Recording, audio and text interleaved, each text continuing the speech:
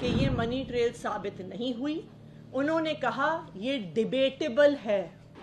पहली बार money trail का पुख्ता प्रमाण सामने आया है 21 मार्च को।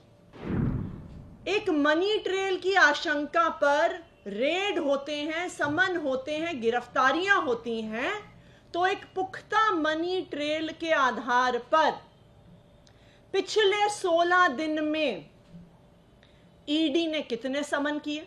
Enforcement directorate Bharatiya Janata party को आरोपी कब तक बनाएगा? पिछले 2 साल से ईडी यानी इन्फोर्समेंट डायरेक्टरेट एक तथाकथित शराब घोटाले की जांच कर रही है। 2 साल से ईडी इस तथाकथित शराब घोटाले की मनी ट्रेल ढूंढ रही है। ईडी मनी ट्रेल क्यों ढूंढ रही है? क्योंकि ईडी यानी enforcement directorate prevention of money laundering act के तहत इन्वेस्टिगेशन करती है। क्या इन्वेस्टिगेट करती है? मनी लॉन्ड्रिंग का क्या मतलब हुआ कि कहीं से भी अगर कोई गलत तरीके से किसी ने पैसा लिया है तो वो कहां गया, किसके पास गया, कैसे इस्तेमाल हुआ, किसने इस्तेमाल किया, इसकी जांच करना ईडी का काम है। 2 साल से आम आदमी पार्टी से जुड़ी मनी ट्रेल को ईडी खोज ही रही है। उन्हें आज तक आम आदमी पार्टी के किसी भी नेता के पास 1 रुपया भी प्रोसीड्स ऑफ क्राइम का नहीं मिला, मनी ट्रेल का नहीं मिला।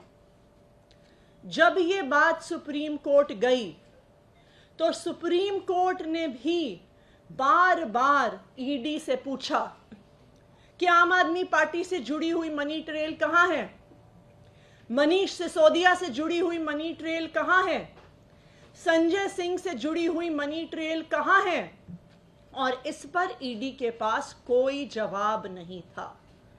सुप्रीम कोर्ट ने अपने आदेश में बहुत स्पष्ट तौर पर कहा था कि जिस 100 करोड़ की मनी ट्रेल की ईडी बात कर रही है, जो आम आदमी पार्टी को वो कह रहे हैं गई है, जस्टिस संजीव खन्ना ने कहा कि ये मनी ट्रेल साबित नहीं हुई।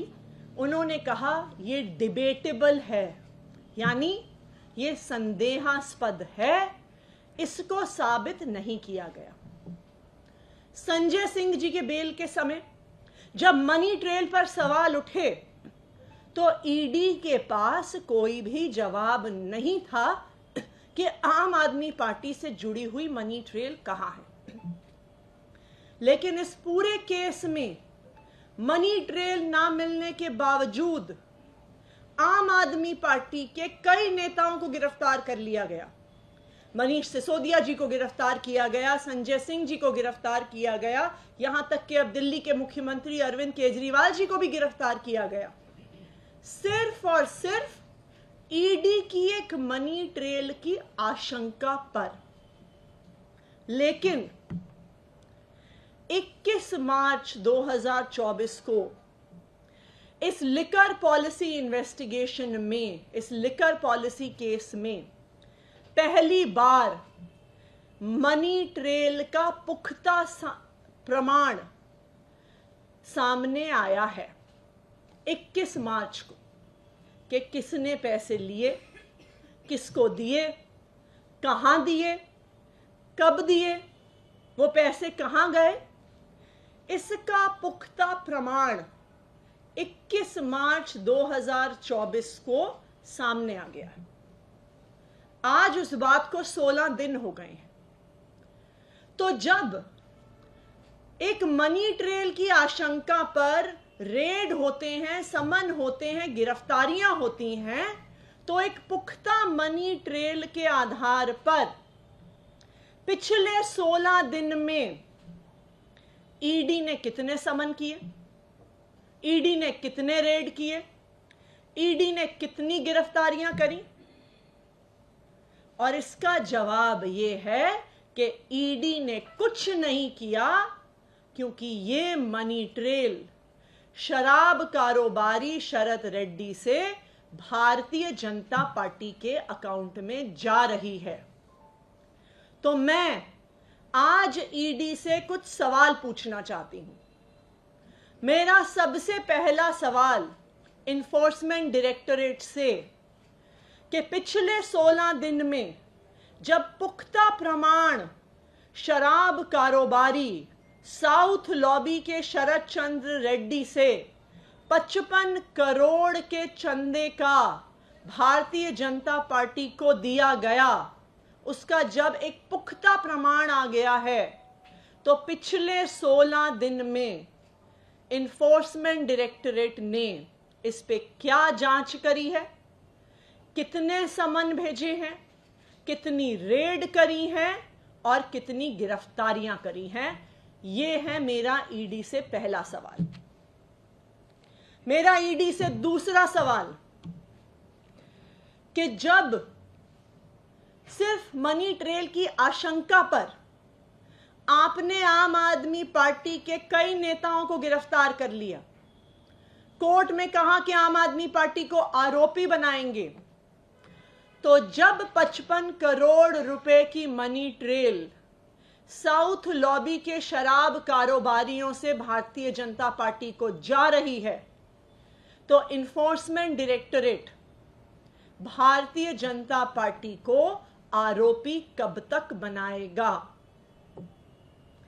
मेरा ईडी को तीसरा सवाल कि भारतीय जनता पार्टी के राष्ट्रीय अध्यक्ष जेपी नड्डा जी को समन कब जाएगा, उनके यहां रेड कब होगी और उनकी गिरफ्तारी कब होगी, इसका जवाब ईडी को देना होगा। इसके अलावा इस पूरी जांच में 2 साल से ईडी गोवा चुनाव की इन्वेस्टिगेशन कर रही है। कहते हैं कि जी मनी ट्रेल गोवा चुनाव तक जाती है, तो जो चुनाव 2 साल पहले हुआ, आज उसके कैंडिडेट को बुला रहे हैं, आज उसके पोस्टर वाले को बुला रहे हैं, आज वहां पे टेंट लगाने वाले को बुला रहे हैं, आज वहां पे कुर्सी लगाने वाले को बुला रहे हैं, इस मान्यता के आधार पर कि चुनाव प्रचार में बहुत पैसा खर्च होता है। लेकिन चुनाव से जुड़ी हुई एक और बड़ी मान्यता भी है कि कोई भी व्यक्ति टिकट लेने के लिए पार्टियों को पैसा देते हैं।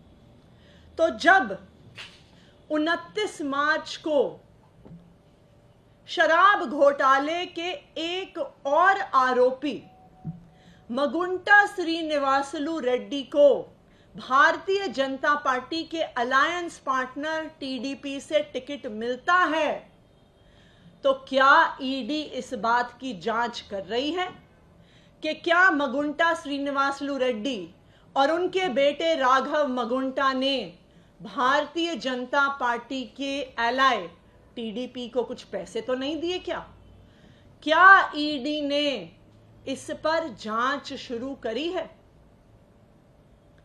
5वां सवाल कि आज तो आप 2 साल पुराने गोवा चुनाव पर जांच कर रहे हैं। मगुंटा श्रीनिवासलू रेड्डी और उनके बेटे राघव मगुंटा का चुनाव तो आज चल रहा है। वो आज भारतीय जनता पार्टी के अलायंस पार्टनर की टिकट पे चुनाव लड़ रहे हैं।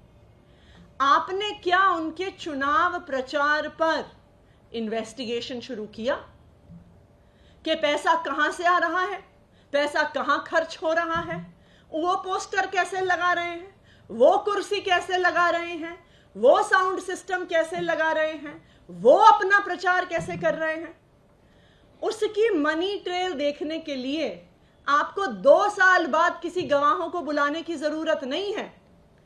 वो चुनाव आज चल रहा है। तो ये मेरा ईडी से आखिरी सवाल है कि क्या आपने भारतीय जनता पार्टी के अलायंस पार्टनर टीडीपी के चुनाव प्रचार की इन्वेस्टिगेशन शुरू की है क्या?